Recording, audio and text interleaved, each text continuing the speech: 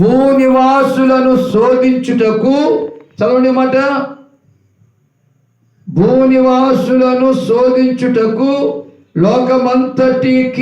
లోకమంతటి మీదకి రాబో శోధన కాలములో నేను నిన్ను కాపాడేదను. చూడండి, నేను నిన్ను కాపాడేదను. భూనివాసుల మీదకి శోధన కాలం రాబోతుంది.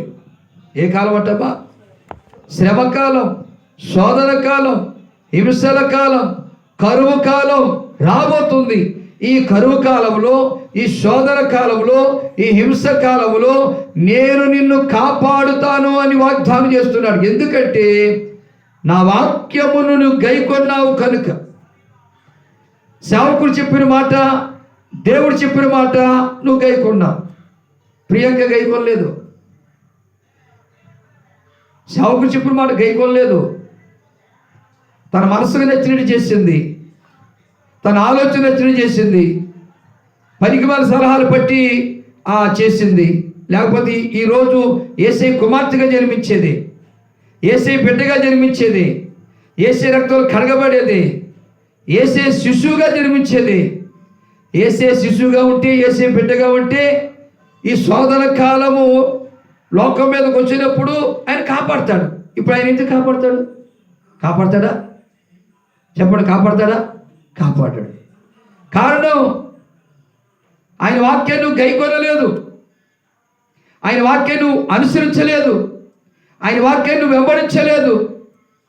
ఆయనతో ఒక తీర్మానం చేసుకున్నావు, ఆయనతో ఒక నిర్ణయానికి వచ్చావు, ఒక ఉద్దేశానికి వచ్చావు, ఒక డిసిజన్ తీసుకున్నావు. దాన్ని నువ్వు కొలప్ చేసుకున్నావు, దాన్ని నువ్వు మార్చుకున్నావు.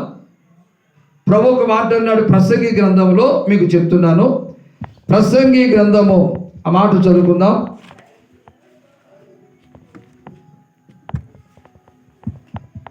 5వ అధ్యాయం 4వ వచనం. నీవు దేవునికి మొక్కుబడి చేసుకొనిన ఎడల దానిని చెల్లించుటకు ఆలస్యము చేయకుము. బుద్ధిహీనుల యందు ఆయనకి ఇష్టము లేదు. నీవు మొక్కుకొని దానిని చెల్లించుము. నీవు మొక్కుకొని చెల్లింపకుండుట కంటే మొక్కుకొనకుండుట ఏ మేలు. నీ దేహమున శిక్షకు లోపరుచునంత పని నీ నోటి వలన జరగనీయకుము. కిందేమన్నాడు? అది పొరపాటు చేత జరిగినని దూత ఎదుట చెప్పకుము. ఆ దూతే సేవకుడు. పొరపాటున జరిగిందని దూత ఎదుట చెప్పకు. ఏదో పొరపాటు అయిపోయింది అయ్యగారు, ఏదో అనుకున్నాను కానీ ఏదో కొన్ని కారణాల వల్ల అలా అయింది, ఎలా అయింది అనుకుంటావు. నువ్వు మొక్కుకున్నావు రక్షణ పొందుతానని, మారువరుస పొందుతానని, బాప్తిని తీసుకుంటానని నీ నోటితో నీ మనసారా నీవే అనుకున్నావు. కానీ ఇక్కడ ఏమంటున్నాడు? ఆ మాట చదువుకుంటే, నీవు దేవునికి మొక్కుబడి చేసుకొనిన ఎడల దాన్ని చెల్లించుటకు ఆలస్యము చేయకుము. ఏం చేయకూడదమ్మా ప్రియాంక? ఆలస్యం అమృతమైన విషం. విషం అంటే చచ్చిపోవటమే, ఆత్మానుసారం చచ్చిపోవటమే, శరీరాంశం బ్రతిగా ఉంటావు. అమెరికా దేశంలో మంచి సినీ యాక్టర్, చాలా అందగత్తి. ఆ అందగత్తెల పోటీల్లో 10 సార్లు బహుమానాలు పొందినటువంటి వ్యక్తి బిల్లీ గ్రహం గారని మంచి దైవజనుడు, గొప్ప దైవజనుడు. ఆ దైవజనుడితో దేవుడు మాట్లాడాడట, నువ్వు వెళ్ళి ఆమెకు సువార్త ప్రకటించు. ఆత్మ ప్రేరేపణతో వెళ్ళాడట, అపాయింట్మెంట్ తీసుకుని వెళ్ళాడట. నాకు ఖాళీ లేదు అందట, నాకు ఖాళీ లేదు నీతో మాట్లాడడానికి, నీతో మాట్లాడే అవకాశం లేదు. కాదు, ప్రభు నన్ను పంపించాడు నీకు సువార్త చెప్పమని. నువ్వు రక్షణ పొందు, నువ్వు రక్షణ పొందు, నువ్వు మారు మనసు పొందు, నువ్వు బాప్తిజం తీసుకో. ప్రభు ఎందుకో చెప్పాడని చెబితే, వర్గో పాస్టర్ గారు ఏమనుకుంటున్నావు? నేనంటే ఏమనుకుంటున్నావు? నేను రక్షణ పొందటం ఏంటి? నా యొక్క సినీ యాక్టర్ నేను, నాకంటే అందగత్తెలు లేరు, 10 సార్లు గెలుపు పొందినటువంటి వ్యక్తిని, ఇంకా చాలా టైం ఉంది అంటూ చెప్పుకుంటూ వచ్చిందట. ఆ దైవజనుడు ఆమె టీం అని ఇచ్చేసి వెళ్ళిపోయిందట. ఎందుకు ప్రభువా నన్ను ఇక్కడికి పంపించావు? ఎందుకు నన్ను నడిపించావు? ఎందుకు ఈ స్థలానికి తీసుకొచ్చావు?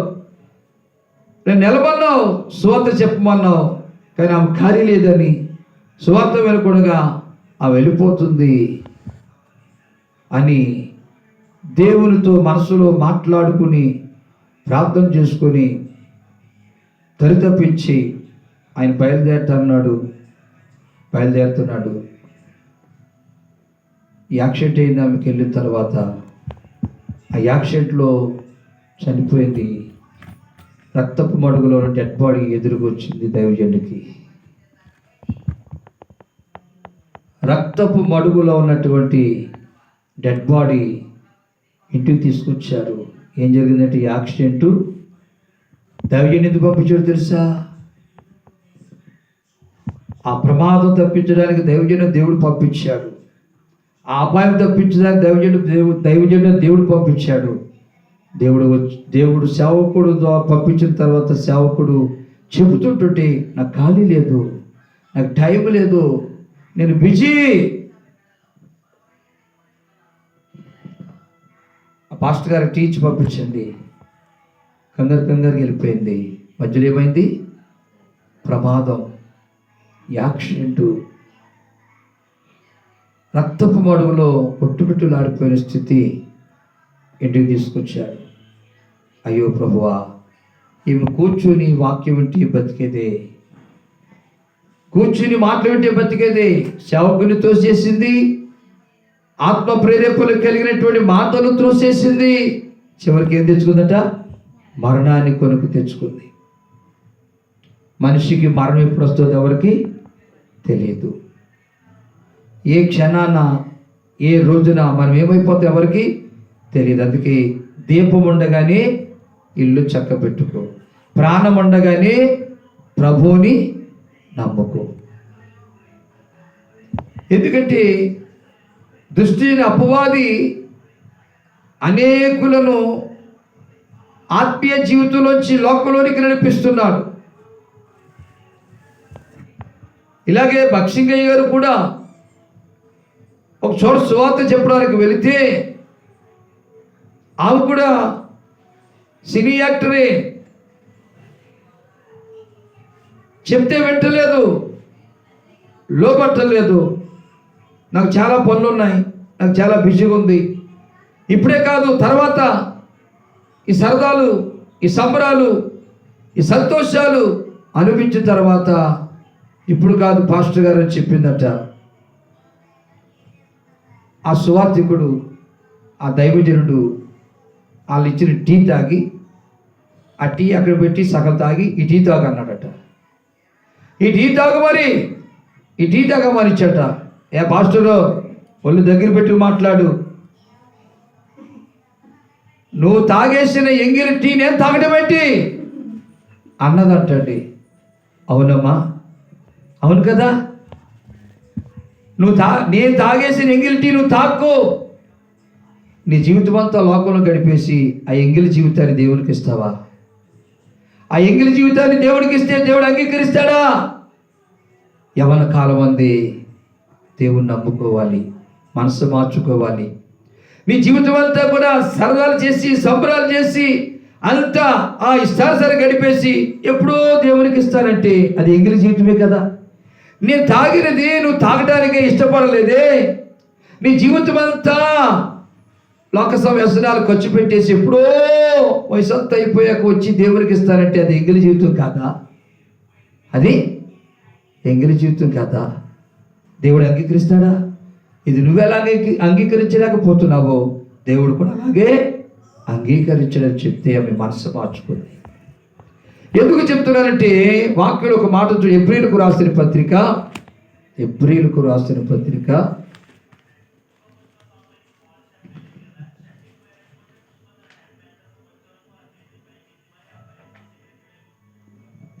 6 అక్కడ ఏముంటుందంటే, ఎంత గొప్ప రక్షణ మనము నిర్లక్ష్యము చేసినలా మనం ఎలాగూ తప్పించుకుంటాం. దేనంటామా నిర్లక్ష్యం చేస్తున్నాం మనం? ఇంత గొప్ప రక్షణ. దేవుడు మనకు రక్షణ ఇవ్వడానికి ఇష్టపడినప్పుడు ఆ రక్షణ మనం ఏం చేయకూడదు? నిర్లక్ష్యము చేయకూడదు. అర్థమవుతుందా? ఇంత గొప్ప రక్షణ నిర్లక్ష్యము చేసినలా మీరు ఎలాగూ తప్పించుకోగలుగుతారు. దేన్ని తప్పించుకొని? నిత్య నరకము నుంచి తప్పించుకోలేము. దేవుడిచ్చే రక్షణ నిర్లక్ష్యం చేస్తే. అందుకే ఒక ఆయన ఆర్థిక సహాయ మంత్రి అండి. ఎవరంటమ్మా? ఆర్థిక సహాయ మంత్రి. ఆయన సంవత్సరం యెరూషలేము వచ్చి మొక్కుబడి చెల్లించుకుని వెళ్ళిపోతూ ఉండేవాడు. దేవుని ఆత్మచేత నింపబడినటువంటి ఫిలిప్పు ఆ ప్రాంతంలో ఉంటే దేవుని ఆత్మతో నింపబడి దేవుడు మాట్లాడుతున్న ఫిలిప్పు, ఆ నపుంసకుని నువ్వు ఎదుర్కో, అతనితో మాట్లాడు. అతను రథం మీద వెళ్తున్నాడు. వెళ్తూ యెషయా గ్రంథం 53వ అధ్యాయం చదువుకుంటూ వెళ్తున్నాడు. మొక్కుబడి చెల్లించేశాడు, రిటర్న్ వచ్చేస్తున్నాడు. దేవుని ఆత్మతో నింపబడిన ఫిలిప్పు ప్రేరేపణ బట్టి ఎదురుగా వెళ్తారుగా ఇష్టపడ్డాడు. అతను రథం మీద వెళ్తుంటే పరిగెత్తుకుంటూ వెళ్ళాడు. అప్పుడు ఫిలిప్పు అడుగుతున్నాడు, అయ్యా నువ్వు చదువుతున్నది నీకు అర్థమవుతుందా అన్నాడండి. దారి చూపించేవాళ్ళు లేకపోతే నాకు దారి ఎలా తెలుస్తుంది అన్నాడు. అంటూ ఆ ఆర్థిక సహాయ మంత్రి ఈ సేవకుని రథం ఎక్కించుకున్నాడు. ఎందుకంటే ఆత్మతో నింపబడిన సేవకుడు, దేవుని పని కోసం ప్రతిష్ఠించబడిన సేవకుడు. ఏమండి, ఈ సేవకుడిని ఆర్థిక సహాయ మంత్రి రథం ఎక్కించుకున్నాడు. అప్పుడు యెషయా గ్రంథం 53వ అధ్యాయం అతను చదువుతున్నాడు. అది ఆ వివరిస్తూ ఆ నలగొట్టబడినటువంటి వాడు ప్రభువైన యేసుక్రీస్తే. ఆ యేసుక్రీస్తు నీ కోసం నా కోసం ప్రాణం పెట్టాడు. ఆ యేసుక్రీస్తు చెప్పిన మాట ఏమిటంటే, నమ్మి బాప్తిసం పొందేవాడు రక్షింపబడును, నమ్మని వారికి శిక్ష విధింపబడును అనే వాక్యం చెప్పుకుంటూ వస్తుంటే వెళుతూ ఉన్న దారిలో నీళ్లు కనపడ్డాయి. ఏం కనపడ్డాయి? నీళ్లు కనపడ్డాయి. ఈ ఆర్థిక సహాయ మంత్రికి భయం వేసిందండి. ఇప్పుడు వెళుతూ యాక్షన్ చచ్చిపోతే నేను నరకానికి వెళ్తాను కదా, ఎందుకంటే రక్షణ లేదు కదా, నాకు నీటి బాప్తిసం తీసుకోలేదు కదా. కాబట్టి నీళ్లు కనపడగిన రథం ఆపేశాడండి. ఏంటయ్యా అంటే, అయ్యా అయ్యో నీళ్లు ఇదిగో నేనున్నాను, నాకు బాప్తిసం ఇవ్వడానికి ఆటంకం ఏంటయ్యా? నా కులాన్ని వదులుకున్నాను, నా అధికారాన్ని వదులుకున్నాను, నా ఆస్తిని వదులుకున్నాను, నాకున్న గర్వాన్ని వదులుకున్నాను. కాబట్టి నాకు ఈ బాప్తిసం ఇవ్వడానికి ఆటంకం ఏమిటి అని అడిగిన తర్వాత అప్పుడు ఫిలిప్పు గారు దిగి, వీళ్ళిద్దరూ ఆ నదిలోనికి దిగి బాప్తిసం ఇచ్చాడండి ఫిలిప్పు గారికి. ఆ నదిలో బాప్తిసం తీసుకున్న నపుంసకుడు ఆర్థిక సహాయ మంత్రి పైకి ఎక్కుతుండగా దేవుని ఆత్మ ఫిలిప్పును కొనుక్కుపోయింది. బాప్తిసం తీసుకున్న నపుంసకుడు రథం ఎక్కేసి తన ఇంటికి వచ్చేసాడు. దేవుని స్తోత్రం. అంత ధనవంతుడు, అంత అధికారం కలిగినటువంటి వాడు, అంత హోదా కలిగినటువంటి వాడు వాక్యము చెబితే అర్థమైంది కాబట్టి క్షణాన నేను చచ్చిపోతే నరకానికి వెళ్తాను కదా, నా బ్రతుకేంటి, నా జీవితం ఏంటి, ధనవంతుడు ఇచ్చే నరకంలో ఉన్నాడు, అలాంటి స్థితి నాకు వద్దని నిర్లక్ష్యం చేయకూడగా, అయ్యా ఇగో నీళ్ళయ్యా, నేనున్నానయ్యా, నాకు బాప్తిసం ఇవ్వడానికి ఆటంకం ఏమిటి అని అడిగాడు. మరి మనమేమడుగుతున్నాం? నా అప్పులు తీర్చయ్యా అని అడుగుతుంది ప్రియాంక, మా ఆయన మార్చయ్యా అని అడుగుతుంది ప్రియాంక, నాకు ఉద్యోగం అయ్యా అని అడుగుతుంది ప్రియాంక. ఈ పనికి మాలిని అడిగితే ఏం ఉపయోగం అండి? ఇవన్నీ నీతో వస్తాయా? రక్షణ మాత్రమే నీతో. మనం చెప్పాక అర్థం కాలేదేమో, వినలేదేమో. ఒక ఆయనకి ఎంతమంది కొడుకులు? 3 కొడుకులు. ఒక కొడుకు పేరు ఏం పెట్టాడు? బంగారం. ఇంకో కొడుకు పేరు ఏం పెట్టాడు? వెండి. ఇంకో కొడుకు పేరు పాపం. పాపం. బంగారంగా చూశాడు బంగారం అనే కొడుకుని. బంగారమా నా బంగారమా అంటూనే బంగారంగా ముద్దులాడాడు. ఆ కొడుకని ప్రియాంక ఎలా ముద్దులాడుతుందో నల్ల బంగారాన్ని అలా ముద్దులాడాడు. ఏమంటే పుట్టక కొడుకు పుట్టాడు. ఊరోళ్ళందరూ టౌకేసి రెండ్రా మరి కొంచెం భోజనం చేసి మా అబ్బాయికి మంచి పేరు పెడింది కానీ పిలిస్తే అందరూ వచ్చారట. కాగితాలు రాసిస్తే కాగితం మీకు నచ్చిన పేరు రాయండి, మీకు నచ్చిన పేరు రాయండి అని అందరూ రాశారట. ఈ పేర్లను చూసి ఈయనకి నచ్చిన పేరే పెట్టుకున్నాడు కొడుకు బంగారం. కొన్ని సంవత్సరాల తర్వాత గర్భం ధరించిందట. మళ్ళా కొడుకు పుట్టాడు. అప్పో మళ్ళా రెండో కొడుకు పుట్టాడు. ఊరంతా టౌకేసి రండి అని భోజనాలు పెట్టి మీకు నచ్చిన పేరు రాయండి అంటే రాత్రి ఏ పేరు అతను మళ్ళీ ఈడే పేరు పెట్టుకున్నాడు బెండి. తర్వాత కొన్ని సంవత్సరాల తర్వాత వాళ్ళ భార్య గర్భం ధరిస్తే మళ్ళా కొడుకు పుట్టాడంట. అబ్బా మళ్ళా కొడుకు పుట్టాడు. రెండో బాబు అందరూ టౌకేస్తే ఈడు ఎలాగే చెప్తాడు ఆడి పేరు ఆడి పెట్టుకుంటాడు మనకెందుకులని ఆగిపోయారు. ఈడే పేరు పెట్టుకున్నాడు పాపము. అయితే వృద్ధాప్యానికి వచ్చేసాడండి. పెంచాడు, గారాబుగా పెంచాడు, మంచిగా పెంచాడు, బాగా పెంచాడు. వృద్ధాప్యం బంగారమా పెద్ద కొడుక బంగారమా అరే కొంచెం మంచినీళ్ళు ఎవరా అంటే ఏంటి అంటే కొంచెం మంచినీళ్ళరా బా అన్నాడు. అంత గారాభంగా బంగారం అలాగా చూసుకుని పెంచిన కొడుకు ఏమన్నాడు బంగారం పోయాడా అని. ఈడన్నా ఇస్తాడేమో వేరే వెండి రారా నాయన వెండిని పిలిస్తే వెండి పడాలా ఎట్టో గట్ట ఏమండి ఆ నీళ్ళతో ఈ నీళ్ళతో కాస్త బ్రతికిన తర్వాత సావు దగ్గరకు వచ్చిందండి. సావు దగ్గరకు వచ్చిన తర్వాత ఇలా ముగ్గురు కొడుకుల్ని చక్కగా పక్కన పెట్టుకుని బంగారంలాగా వెండిలాగా చూసుకున్నాడుగా. చూసుకున్న తర్వాత మరణం దగ్గరకు వచ్చేటప్పటికి భయమేసి హరి బంగారమా నన్ను ఒంటరిగా సమాధులు పెడతారేట్రా, హరి బంగారమా నువ్వు నాతో రారా సమాధులకు అన్నాడు. నేను నీతో రావాలా? ఇప్పుడు దాకా నాతోనే ఉన్నా కదరా, గోరుముద్దలు పెట్టాను కదా, సంకర పెట్టుకున్నాను కదరా, బాగా చదివించాను కదరా, నన్ను ఒంటరిగా వదిలేస్తే ఎట్రా, నాతో పాటు బంధువులకు రారా అన్నాడు. వామ్మో నేను రాను, నాకు పెళ్లి చేసుకోవాలా పిల్లగనాలా అని బంగారం పోయాడు. బంగారం అంటే బాగా ఇష్టం జనాలకి. నేను అనుకుంటే ఇది అక్కడ ఎలా తీసేది బంగారమా పెంచింది దేవుని స్తోత్రం. రెండో ఈ బంగారం రానన్నాడు వీడు, నాకు తోడుగా రానన్నాడు, నాకు అండగా ఉండనన్నాడు.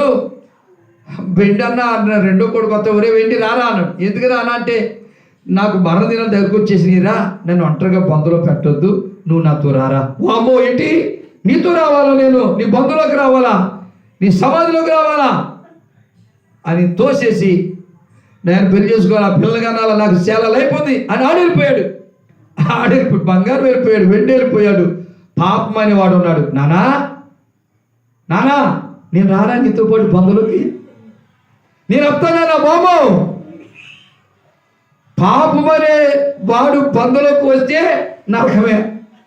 నిజమే, మరణం రాకముందే రక్షణ పొందకపోతే మన పాపం మనతో పాటు వచ్చి నరకానికి తీసుకెళ్తాడు. కనుచూపు ద్వారా చేసిన పాపం, నోటి మాట ద్వారా చేసిన పాపం, అబద్ధాలు కానీ మోసాలు కానీ భూతులు కానీ నిందలు కానీ నోటి ద్వారా చేసిన పాపం, అదే హృదయ తలంపుల ద్వారా చేసిన పాపం, కాలి నరకల ద్వారా చేతి పనుల ద్వారా చేసిన పాపం. ఈ పాపం ఎక్కడ వస్తుందని మన బంధువులోనికే వస్తుంది. అందుకే పాపం వలన వచ్చు జీతము మరణం. ఆ పాపము నుండి విడిపించుటకు రక్షణ పొందాలి. చూడండి అపోస్తుల కార్యం 2వ అధ్యాయం 38వ వచనంలో చక్కని మాట ఉంటుంది అక్కడ. అపోస్తుల కార్యములు 2వ అధ్యాయం 38వ వచనం.